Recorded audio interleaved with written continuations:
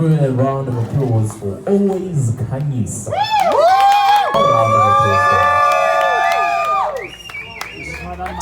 Hi guys. How you doing? Hello. I am Kanyisa.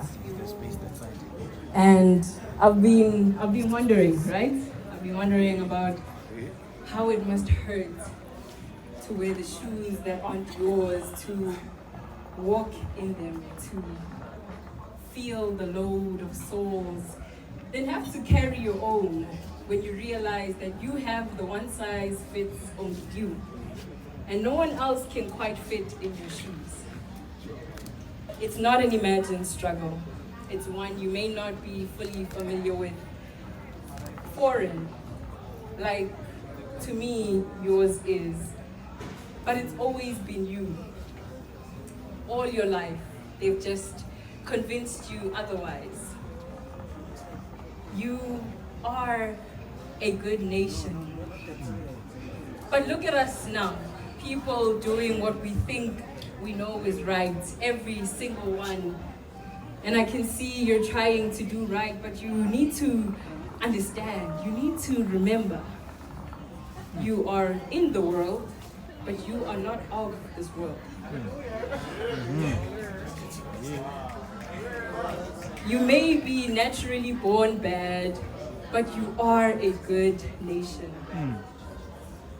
You just forget and doubt it because hopelessness is famous in the days of darkness.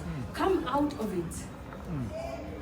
You are a good nation. You just forget and doubt it because hopelessness is famous in the days of darkness. Come into the light and maybe you'll realize how everyone complains about how there are no more real people.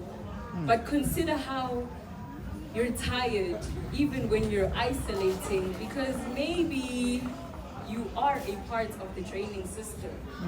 You're looking everywhere for something to fill you up, but you're so full of pride, too much to admit that God is the only one you haven't really tried. Politics and religion are just a play on propaganda.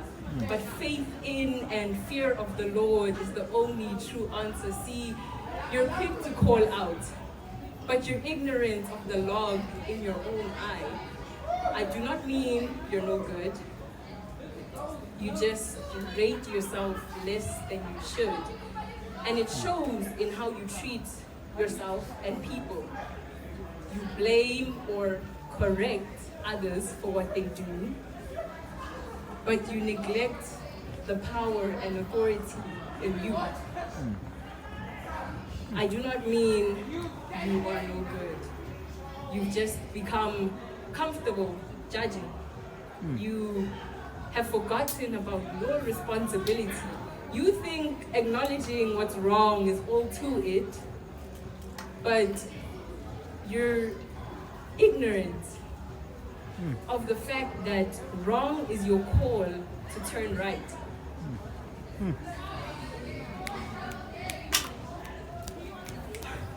You're ignorant of the fact that wrong is your call to turn right.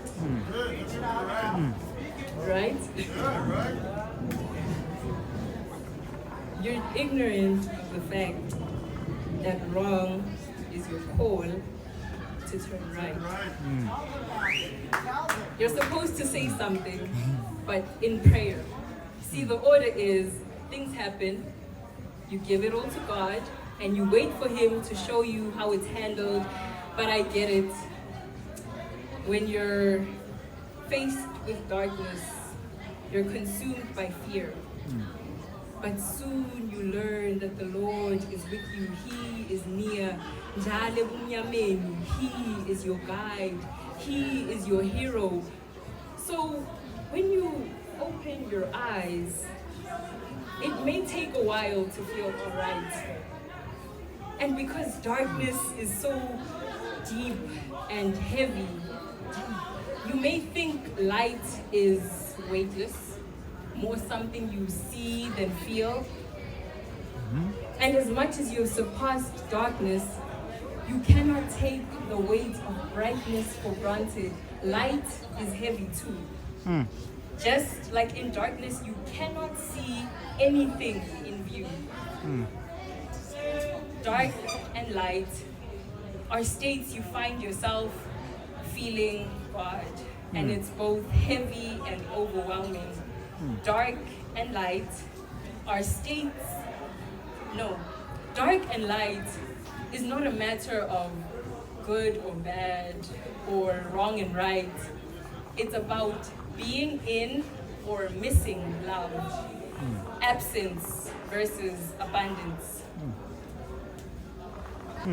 Here's what's piercing. The more intentional you are about love, all the more dependent you are on it.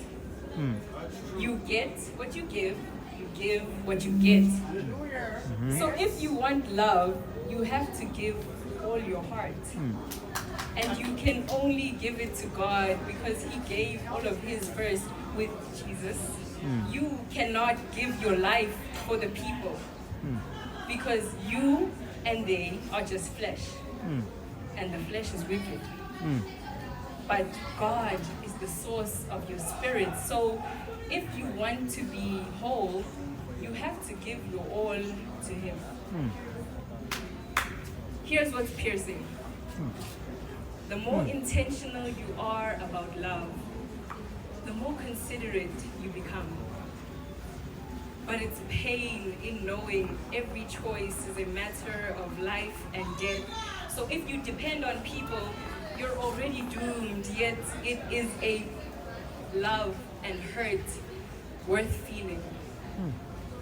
A worthy trade only God made, that is grace. A life for all life. All of His heart for my heart. So the best thing to do is to give myself and live in and led by love, right? The best thing to do is to dedicate my all for you.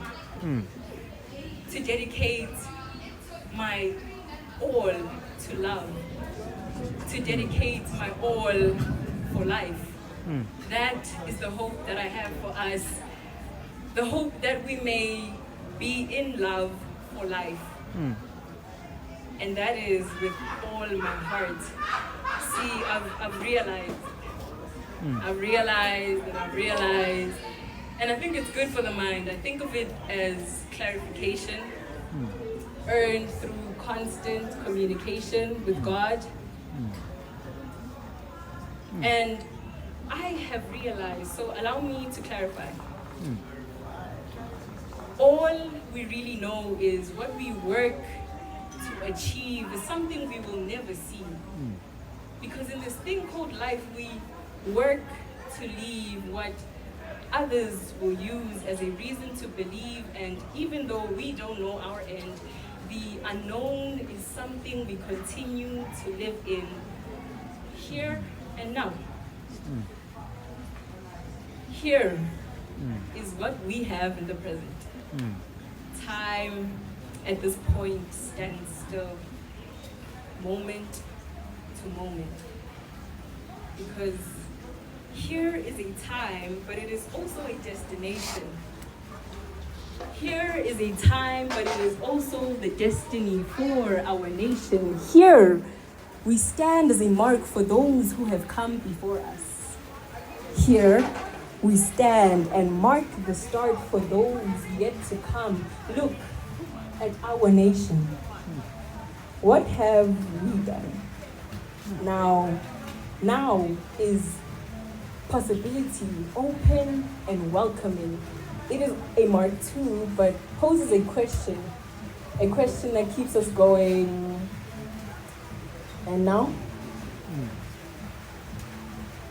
I hope you realize that is for us to figure out. And now? Will you decide to decide right?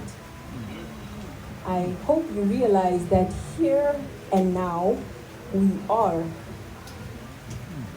That is the way of life. That is how it has been and how it shall always be. You wonder, they did it, can we?